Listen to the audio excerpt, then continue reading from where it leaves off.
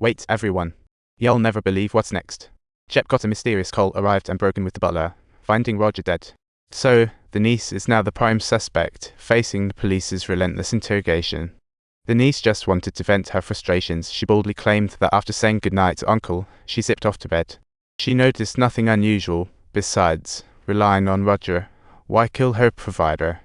Police, seeing this, turned to Roger's mistress, described by family as a sulky loafer. With her wallet growing thinner, her main motives for coming home had to be either cash or on the way to get cash. The secretary chimed in. She recently had a fierce argument with Roger over something, before disappearing into thin air. While the rich guy was 6 feet under, the mistress remained a no-show. Meanwhile, his offspring sought out Poirot, coming in with 2 objectives. First, hire the retired detective to find the uncle's real killer. Second, clear the mistress' name as they were engaged. She didn't believe her lover was the killer, but her defense was futile. Police had already named him the top suspect. At her rented inn, police seized names and a pair of shoes matching the crime scene footprints. Poirot frowned. Clearly, many doubts in the case remained unresolved.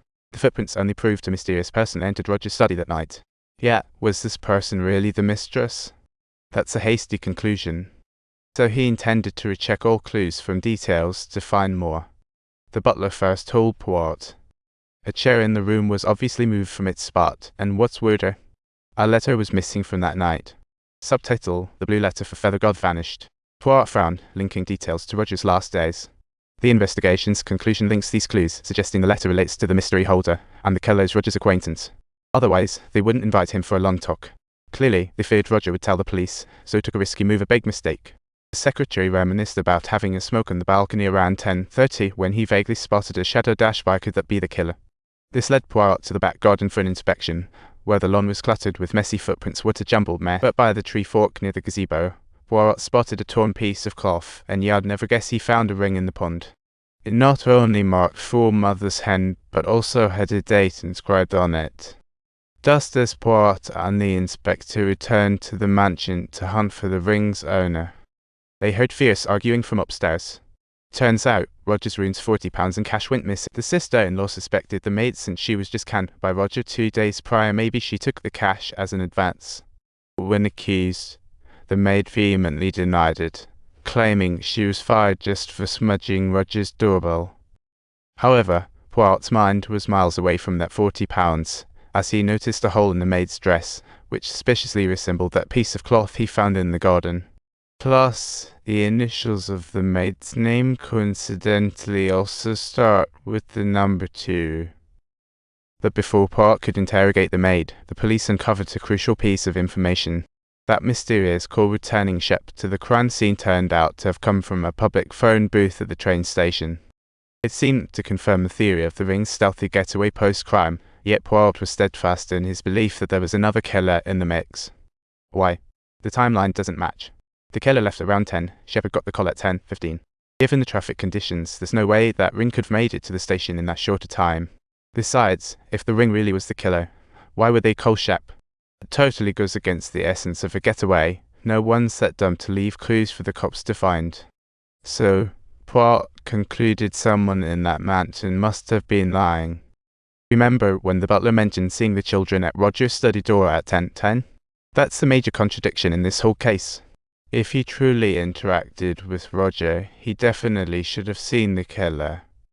But under police pressure, the offspring insisted this or nothing.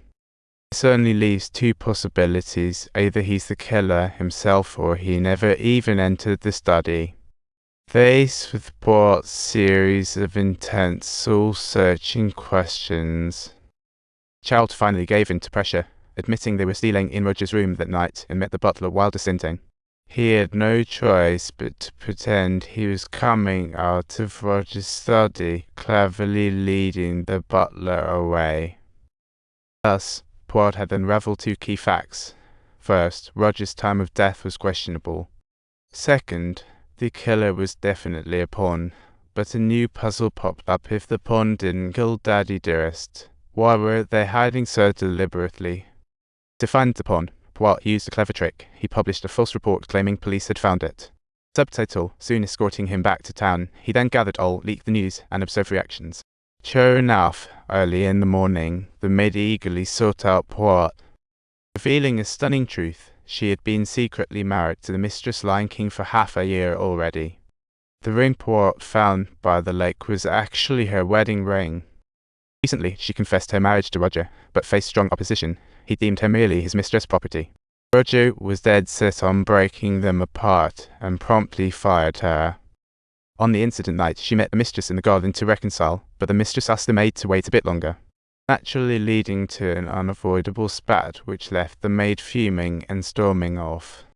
If you want to see more mysteries and surprises, be sure to subscribe to our channel. There's so much more excitement waiting for you to discover.